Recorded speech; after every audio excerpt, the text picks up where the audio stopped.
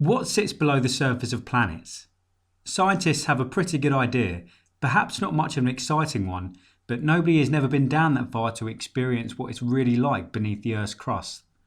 Unless, of course, you've played Deep Town Mining Factory, in which case it's inhabited by tiny mining robots using special powers to search for metals and gems.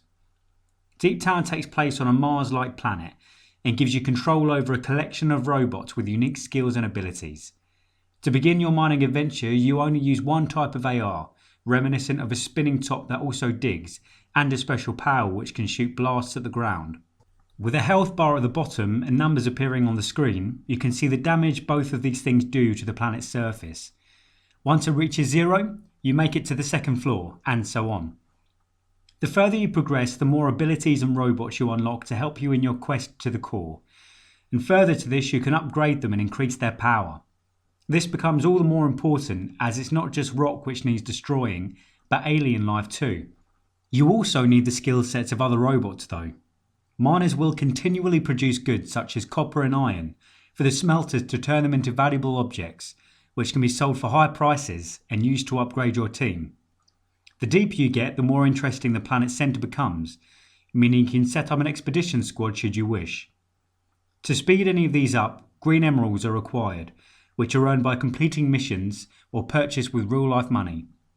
As you can probably tell, there's a lot more to Deep Town Mining Factory than simply digging down as far as possible.